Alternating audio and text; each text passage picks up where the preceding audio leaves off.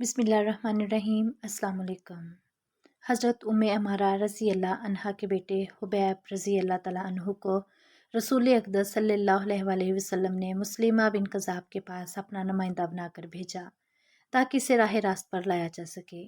اس بدبخت نے سفارتی عتاب کو پامال کرتے ہوئے حضرت حبیب بن زید رضی اللہ تعالیٰ عنہ کو گرفتار کر لیا اور ایک ستون کے ساتھ باندھ دیا اور ان سے پوچھا، کیا تم گواہی دیتے ہو کہ محمد صلی اللہ علیہ وسلم اللہ کے رسول ہیں؟ انہوں نے کہا، ہاں، میں گواہی دیتا ہوں کہ حضرت محمد صلی اللہ علیہ وسلم اللہ کے رسول ہیں۔ پھر اس نے پوچھا، کیا تم گواہی دیتے ہو کہ میں اللہ کا رسول ہوں؟ انہوں نے کہا، میں بہرا ہوں، میں سنتا نہیں۔ مسلمہ بن کذاب نے یہ سوال بار بار کیا، ہر بار حضرت حبیب رضی اللہ عنہ نے یہی جواب دیا۔ تو اس بدبخت نے ایک ایک عضو کاٹ کر حضرت حبیب بن زید رضی اللہ عنہ کو شہید کر دیا۔ حضرت عمارہ رضی اللہ عنہا کا جب بیٹے کی شہادت کی خبر ملی تو کمال صبر و تحمل کا مظاہرہ کیا۔ رسول اقدس صلی اللہ علیہ وسلم نے دلاسا دیتے ہوئے اس خاندان کے لیے خیر و برکت کی دعا کی۔ حضرت ابوبکر صدیق رضی اللہ عنہ نے اپنے دور خلافت میں جب مسلمہ بن کذاب سے نبرد آزما ہونے کے لیے لشکر روانہ کیا تو اس میں حضرت عمارہ رضی اللہ عنہا کو بھی شامل تھی۔ اس وقت ان کی عمر تقریباً 60 سال تھی اور ان کے بیٹے عبداللہ بن زید رضی اللہ عنہ بھی ہمراہ تھے۔ اس معرکے میں حضرت عمارہ رضی اللہ عنہا کا ایک بازو کٹ گیا۔ اس کے علاوہ تقریباً 11 زخم جسم پر لگے۔ مسلمہ بن کذاب کو قتل کرنے والوں میں حضرت عمارہ رضی اللہ عنہا کا بیٹا عبداللہ بن زید رضی اللہ عنہ بھی تھے۔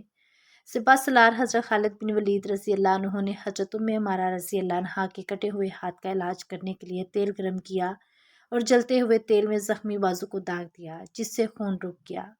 حضرت عمارہ رضی اللہ عنہا کو اپنے بازو کے کٹ جانے کا اتنا غم نہیں تھا جتنی خوشی مسلمہ بن کذاب کے واصل جہنم ہونے کی تھی۔ حضرت عمر بن خطاب رضی اللہ عنہ کے دور خلافت میں ایک روز بہت عمدہ چادریں ان کے پاس آ گئیں۔ ایک چادر بہت ہی عمدہ اور بڑے سائز کی تھی۔ ساتھیوں نے مشورہ دیا کہ یہ چادر عبداللہ بن عمر رضی اللہ عنہ کی بیوی صفیہ بنت ابی عبید کو دے دی جائے۔ تو آپ رضی اللہ تعالیٰ عنہ نے ارشاد فرمایا، یہ چادر اس خاتون کو دی جائے گی جو صفیہ رضی اللہ عنہا سے کہیں بہتر ہے۔ میں نے اس خاتون کی تعریف رسول اقدس صلی اللہ علیہ وسلم کی زبان مبارک سے سنی۔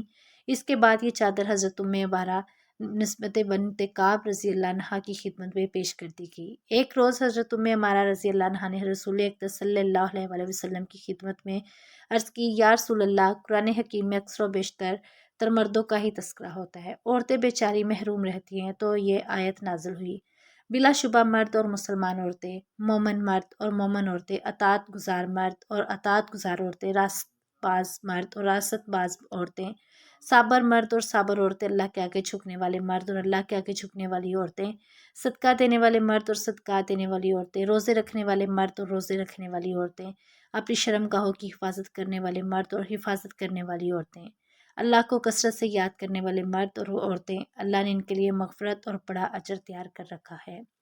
حضرت عمارہ رضی اللہ عنہا صحابیات میں اعلیٰ درجے پر فائز تھیں۔ غزوہ احد میں جب خمسان کی لڑائی ہو رہی تھی، رسول اللہ صلی اللہ علیہ وسلم نے حضرت عمارہ رضی اللہ عنہا، ان کے خاوند اور دونوں بیٹوں کی جان سار کا انداز دیکھتے ہوئے یہ ارشاد فرمایا، اللہ تم پر رحم کرے اے خاندان۔ عمارہ رضی اللہ عنہا نے عرض کی، یا رسول اللہ، دعا کیجئے کہ اللہ ہمیں جنت میں آپ کا ساتھ نصیب فرمائے۔ تو آپ صلی اللہ علیہ وسلم نے یہ دعا کی، الہی ان سب کو جنت میں میرا رفیق بنا دے، اللہ ان سے راضی اور وہ اپنے اللہ سے راضی۔